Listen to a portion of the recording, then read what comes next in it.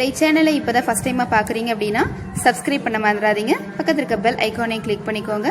Click பண்ணிவிட்டு நோட்டிஃபிகேஷனில் ஆல்னு கொடுத்தீங்கன்னா நான் போடுற வீடியோ நோட்டிஃபிகேஷன் உங்களுக்கு உடனுக்குடன் வந்து சேரும். என்னுடைய வீடியோவை நீங்கள் மிஸ் பண்ணாமல் பார்க்கலாம். Hi hello friends, welcome back to my channel. எல்லோரும் எப்படி ஃப்ரெண்ட்ஸ் இருக்கீங்க? நல்லா இருக்கீங்கன்னு நினைக்கிறேன். சேஃபாக இருங்க. இன்றைக்கி நம்ம வீடியோவில் எதை பற்றி டிஸ்கஸ் பண்ண போகிறோம் அப்படின்னு பார்த்தீங்கன்னா, இந்த இடத்த வந்துட்டு என்னுடைய ஃபஸ்ட்டு வீடியோவிலேருந்தே வந்து பார்க்குறவங்களுக்கு தெரிஞ்சிருக்கும்.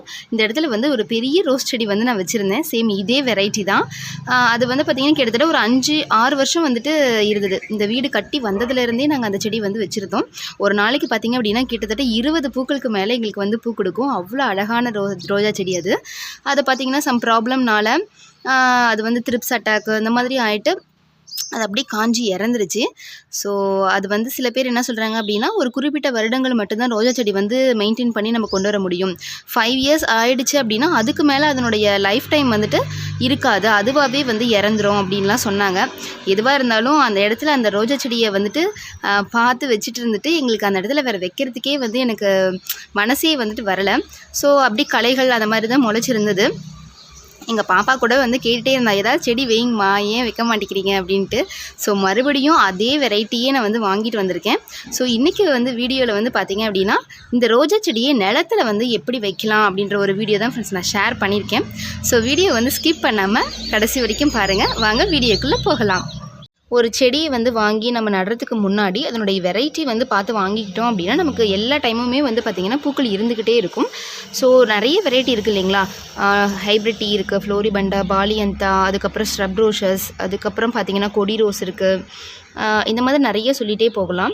அதில் வந்து நல்ல பூக்கள் கொடுக்கக்கூடியதாகவும் டிசீஸ் ரெசிஸ்டன்ஸாகவும், அதாவது நோயினுடைய தாக்கங்கள் வந்து ரொம்ப அதிகமாக ஏற்படாத மாதிரியான செடி வாங்கிக்கிட்டோம் அப்படின்னா நம்ம ரொம்ப இந்த மருந்தை வாங்கி அடிக்கணும்னு அவசியம் இருக்காது. செடிகளும் நல்லாவே க்ரோத் வந்து இருக்கும்.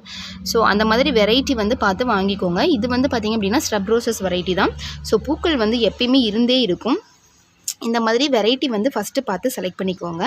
அடுத்து வந்து நம்ம நோட் பண்ண வேண்டிய விஷயம் என்ன அப்படின்னு பார்த்தீங்கன்னா, சன்லைட் தான். சூரிய வெளிச்சம் வந்து எப்பயுமே ரோஜா செடிக்கு 6 மணி நேரம் வந்து டைரக்ட் சன்லைட் தேவை. ஸோ அந்த மாதிரியான இடமா பார்த்து நீங்கள் வைக்கணும். ப்ளஸ் வந்து அந்த மண் வந்து பார்த்திங்கன்னா நல்லா ட்ரைனேஜ் ஆகக்கூடிய இடமா, மண் ஈரப்பதம் இருக்கணும். ப்ளஸ் வந்து ரொம்ப சகதியை தேங்கி நிற்கிற மாதிரி அந்த மண் வந்து இருக்கக்கூடாது. அப்படி இருந்தால் செடி வந்து வளராது, இல்லைனா ரூட் ராட் வந்து ஏற்பட்டு இறந்துடும். ஸோ நம்ம வைக்கக்கூடிய அந்த ஸ்பாட் வந்து கரெக்டாக பார்த்து செலக்ட் பண்ணிக்கோங்க. அடுத்து வந்து நோட் பண்ண வேண்டியது வந்து பார்த்திங்க அப்படின்னா மண் தான். மண்ணில் இருக்கக்கூடிய அந்த pH லெவல் வந்து 6லிருந்து 6.8க்குள்ளே இருந்தது அப்படின்னா ரோஜா செடிகள் வந்து நல்லாவே வந்து வளர்ந்து வரும்.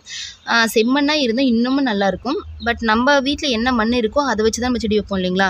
ஸோ கொஞ்சம் உப்புத்தன்மை வந்து அதிகமாக இருக்க மாதிரி இருந்தால் நீங்கள் செடிகளுக்கு வந்து நல்ல தண்ணியாகவே கொடுங்க. இந்த எலுமிச்சப்பழ தோல்லாம் இருக்குது இல்லைங்களா, அதை வந்து ஊற வச்சு கொடுக்கும் பொழுது மண் வந்து கொஞ்சம் அமிலத்தன்மையுடையதாக மாறும். ஸோ அதை வந்து நம்ம நோட் பண்ணிக்கணும். அடுத்து நோட் பண்ண வேண்டிய விஷயம் என்ன அப்படின்னு பார்த்தீங்கன்னா, இப்போ செடியோடைய சைஸை பொறுத்து நம்ம வந்து கரெக்டாக குழி பறிச்சுக்கணும். இது எந்த அளவுக்கு இருக்கோ அதுக்கு டபுளாக வந்து நீங்கள் குழி வந்து பறிச்சுக்கோங்க. நம்ம வந்து குழி பறிச்சிடலாம். குழி வந்து பறிச்சிட்டேன் ஃப்ரெண்ட்ஸ். இப்போ வந்து தொட்டி வச்சு பார்த்துருக்கேன். கொஞ்சம் அகலமாகவே பறிச்சிருக்கேன். ஏன்னா 2 செடி வந்துட்டு சேம் அதே வெரைட்டிலே ஒரே இடத்துலேயே வந்து வைக்க போகிறேன். ஸோ அதனால் கொஞ்சம் அகலமாக வந்து நான் பறிச்சிருக்கேன். கரெக்டாக இருக்கும் அப்படின்னு நினைக்கிறேன். செடி வந்து வைக்கிறதுக்கு முன்னாடி இதில் வந்து கொஞ்சம் தண்ணி வந்து விட்டு கொஞ்சம் இந்த மண்ணை லூசன் பண்ணி விட்டுறலாம். அப்போ தான் வந்து தொட்டிலேருந்து எடுக்கிறதுக்கு நமக்கு ஈஸியாக இருக்கும். ஸோ அதனால் கொஞ்சம் தண்ணி விட்டு வச்சிடலாம். இந்த குழி பறிச்சிருக்க இடத்துலையும் பார்த்திங்கன்னா கொஞ்சம் ரொம்ப ட்ரையாக இருக்க மாதிரி இருக்குது. கொஞ்சமாக தண்ணி வந்து நம்ம சேர்த்திடலாம். செடி வைக்கிறதுக்கு முன்னாடி அதுக்கு தேவையான பொருள் வந்து என்ன அப்படின்றத பார்த்துடலாம் ஃப்ரெண்ட்ஸ். கொஞ்சமாக வந்து வேப்பம் புண்ணாக்கு வந்து எடுத்திருக்கேன். நம்ம நார்மலாகவே ஒரு 12 இன்ச் பாட்டில் நீங்கள் வைக்கிறீங்கன்னு வச்சுக்கோங்களேன், வேப்பம் புண்ணாக்கு சும்மா 1 ஸ்பூன் வந்து போட்டால் போதும் அப்படின்னு சொல்கிறாங்க. மேக்ஸிமம் வந்து வேப்பம் புண்ணாக்கு கொஞ்சம் அவாய்ட் பண்ணுறது கூட பரவாயில்ல தான் அப்படின்றத நர்சரி அக்கா வந்து சொன்னாங்க. ஏன்னு பார்த்தீங்கன்னா இது வந்து சுட்டு போன மாதிரி ஆகிடுங்களாமா. ப்ளஸ் வந்து அது க்ரோத்தே வந்து எடுக்காது அப்படின்னு சொல்கிறாங்க. நம்ம செடி வச்சதுக்கப்புறமா வேணால் வேப்பம் புண்ணாக்கு கரைசல் வேணால் கொஞ்சமாக வந்து நம்ம செடிகளுக்கு வந்து கொடுக்கலாம்.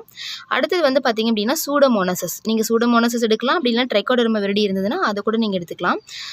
இது வந்து இதில் 2ல் வந்து நான் இதை சூடோமோனாசஸ் தான் போட போகிறேன். உங்களுக்கு வந்து ஆப்ஷனாக இதில் எது கிடைக்குதோ நீங்கள் அதை வந்து சேர்த்திக்கோங்க. அடுத்தது வந்து பார்த்திங்கன்னா போன் மீல் வந்து எடுத்திருக்கேன். ஸோ போன் மீல் வந்து உங்களுக்கு நல்லாவே தெரியும், அந்த வேரினுடைய வளர்ச்சியை வந்து நல்லாவே தூண்டிவிடும். அடுத்தது வந்து பார்த்திங்கன்னா மண்புழு உரம் தான், பிளாக் கோல்டு அப்படின்னு சொல்லுவோம் இல்லைங்களா. ஸோ அது வந்து எடுத்திருக்கேன். நீங்கள் நினைக்கல ஏன்னா கம்மி தான் எடுத்து வச்சுருக்காங்க அப்படின்னு சொல்லிட்டு, நான் ஆல்ரெடி வந்து இந்த இடத்துல களைகள்லாம் இருந்தது. ஸோ அந்த இடத்துல வந்து எருலாம் இருக்குது இல்லைங்களா, களைகள்லாம் எடுத்துட்டு எருவெல்லாம் கொட்டி நல்லா வந்து கிளறி விட்டுட்டு இருந்தோம். கீழ் மண்ணை வந்து நல்லா மேலே வர மாதிரி, மேல் வந்து நல்லா கீழே வர மாதிரி நல்லா மண்ணை வந்து கிளறி விட்டு ஒரு வாரம் அப்படியே வச்சுருந்தோம்.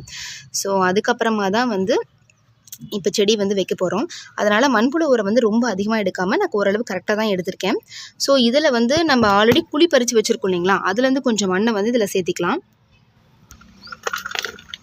மற்ற பொருளெல்லாம் இதிலேயே கொட்டி நல்லா கலந்துடலாம்.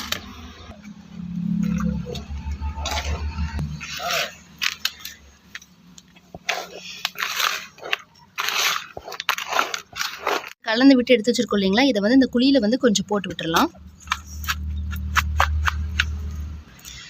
செடியை வந்துட்டு வச்சிடலாம். இது மேலே வந்து நான் தொட்டியில் வச்சுருந்தேன், அதுலேருந்து எடுத்துகிட்டு வந்தேன். ஸோ மண் வந்து லூஸாக தான் இருக்குது. இது மட்டும் தான் நம்ம கொஞ்சம் லூஸுனா 4 பக்கமும் தட்டி விட்டு அதுக்கப்புறம் எடுத்துடலாம். தொட்டிலேருந்து ஈஸியாக எடுத்துடலாங்க. ஒரு 4 பக்கமும் இப்படி தட்டி தட்டி விட்டிங்க அப்படின்னாவே மண் லூஸ் ஆகிடும். அப்புறம் நம்ம எடுத்துடலாம். நம்ம செடியை வந்து மண்ணில் வைக்கிறதுக்கு முன்னாடி சரி தொட்டியில் வைக்கிறதுக்கு முன்னாடி நோட் பண்ண வேண்டிய விஷயம் என்ன அப்படின்னு பார்த்தீங்கன்னா, இங்கே வந்து ஒட்டு போட்டிருக்காங்க இல்லைங்களா, இது வந்து நர்சரி அக்காவே சொன்னாங்க. ஸோ ஒட்டு போட்டிருக்க இடம் வரைக்கும் ஃபுல்லாக வந்து மண்ணில் இருக்க மாதிரி வைக்க சொல்லி சொன்னாங்க. இல்லை அப்படின்னா அதில் இருந்து இந்த 7 இலைகள் இருக்கும் இல்லைங்களா, அது வந்து ஜாயிண்ட் ஆகி வந்துடும் உங்களுக்கு. அந்த ஆண் இலைன்னு சொல்லுவாங்க, அதில் பூவே வைக்காது, வளர்ந்துட்டே போகும்.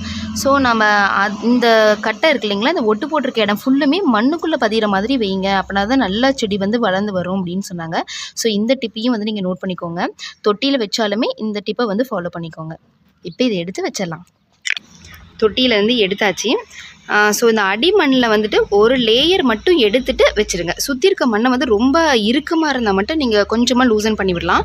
மேக்ஸிமம் இதில் வந்து பார்த்திங்கன்னா நல்லா உதிரியாக தான் மண் வந்து இருக்குது. ஸோ அடிப்பகுதியில் மட்டும் ஒரு லேயர் அந்த மண்ணை மட்டும் எடுத்துகிட்டு நம்ம வச்சிடலாம். கொஞ்சம் சாயில் மிக்ஸ் பண்ணி வச்சுருந்தோம் இல்லைங்களா, சூடோமோனாஸ், அது இன்னும் கொஞ்சம் வச்சுருக்கேன். இந்த மண் அந்த வச்சுருக்கோம் இல்லைங்களா, அதை சுற்றியும் நான் கொஞ்சமாக போட்டு விட்டுறேன்.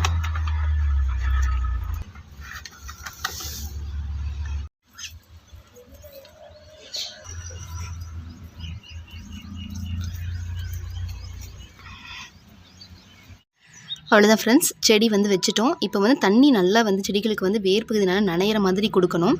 அதுக்கு வந்து பார்த்திங்க அப்படின்னா நான் 5 லிட்டர் அளவுக்கு வந்து தண்ணி எடுத்து வச்சுருக்கேன். இதில் வந்து எப்சம் சால்ட் வந்து கலந்துடலாம். 1 லிட்டர் தண்ணியில் வந்து 1 டீஸ்பூன் அளவு கலந்து கொடுப்போம். நான் வந்து இப்போ 1 டேபிள் ஸ்பூன் அளவுக்கு வந்து நான் எடுத்துக்கிறேன்.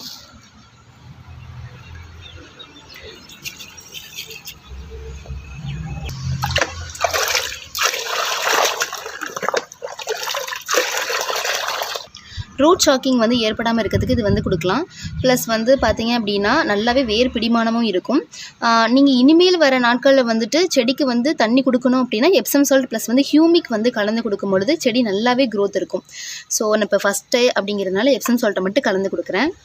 ஹியூமிக் வந்து எப்படி வந்து யூஸ் பண்ணணுன்ற வீடியோ வந்து நான் ஆல்ரெடி அப்லோட் பண்ணியிருக்கேன். எப்சம் சால்ட்டும் அப்படி தான்.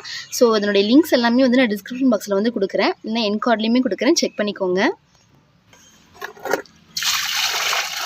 செடி வந்து மேக்ஸிமம் ஈவினிங் டைம் வந்து வச்சிங்கன்னா இன்னும் கொஞ்சம் பெட்டராக இருக்கும். இப்போ நான் மார்னிங்கே வச்சுட்டேன். ஈவினிங் டைம் இப்போ வச்சோம் அப்படின்னா அந்தளவுக்கு சன்லைட்னால அஃபெக்ட் ஆகாது. ஸோ நீங்கள் ஈவினிங் டைமை மேக்ஸிமம் வைக்கிற மாதிரி பார்த்துக்கோங்க. பாருங்கள் ஃப்ரெண்ட்ஸ், 5 லிட்டர் அளவுக்கு வரைக்கும் தண்ணி கொடுத்தேன். பாருங்கள் கடகடன்னு நல்லா உள்ளே ஈஸியாக இறங்கிருச்சு. இப்போ இலைகள் மேலேயும் நம்ம தெளித்து விட்டுக்கலாம்.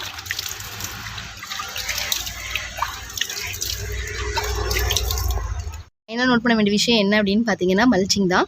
ஸோ இப்போ வந்து பார்த்திங்கன்னா சூரிய வெளிச்சம் ரொம்ப அதிகமாகவே இருக்குது. இப்போ மழை சீசன் அப்படின்னா நம்ம அந்த அளவுக்கு பயப்பட தேவை கிடையாது. இப்போ வெயில் வந்து ரொம்ப அதிகமாக இருக்கிறதுனால ரூட் வந்து புதுசாக வச்ச செடி எதாவது அஃபெக்ட் ஆகக்கூடிய சான்ஸ் வந்து இருக்கும். ஸோ அதனால் சுற்றி மல்ச்சிங் வந்து நம்ம போட்டு விட்டோம் அப்படின்னா செடி வந்து நல்லா பாதுகாப்பாக நல்லாவே வளர்ந்து வரும். ஸோ இப்போ இதை நம்ம சுற்றி போட்டு விட்டுறலாம்.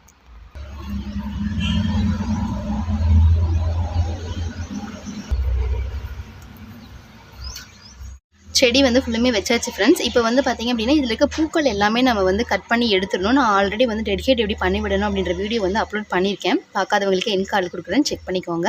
அந்த மாதிரி டெடிகேட் பண்ணி விடும்பொழுது தான் அதுலேருந்து புதிய தளிர்கள் வந்து அழகாக எடுத்து வரும். பாருங்கள் ஃப்ரெண்ட்ஸ், செடி வச்சு இப்போ 9 நாட்கள் ஆயிடுச்சு.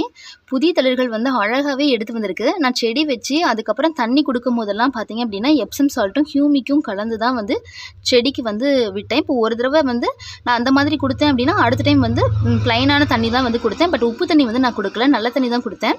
பார்த்தீங்க அப்படின்னா நல்லாவே க்ரோத் இருக்குது. க்ரோத் வந்து எடுத்து வந்து மொட்டுக்கள் பாருங்களேன் அழகாக எடுத்து வந்திருக்கு. இந்த பக்கம் ஒரு 3 மொட்டுக்களும் இந்த தண்டு பகுதியில் வந்து பார்த்தீங்க அப்படின்னா ஒரு 3 மொட்டும் எடுத்து வந்திருக்கு. ஸோ இந்த மாதிரி மெத்தடில் நீங்கள் வைக்கும்போது கண்டிப்பாக 100% உங்கள் செடியில் வந்து ரிசல்ட் இருக்கும்.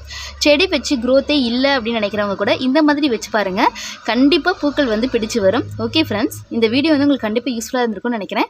பிடிச்சிருந்தது அப்படின்னா குட்டியை லைக் கொடுங்க, யாருக்காவது யூஸ்ஃபுல்லாக இருக்கும்னு நினச்சிங்கன்னா ஷேர் பண்ணுங்கள், சப்ஸ்கிரைப் பண்ண மறந்துடாதீங்க. என்ன டவுட்டாக இருந்தாலும் கமெண்ட் பாக்ஸில் கமெண்ட் பண்ணி கேளுங்க ஃப்ரெண்ட்ஸ். உங்களுடைய ஐடியா எதுவாக இருந்தாலும் சொல்லலாம். ஓகே ஃப்ரெண்ட்ஸ், நம்ம நெக்ஸ்ட் வீடியோவில் பார்க்கலாம். தேங்க்யூ.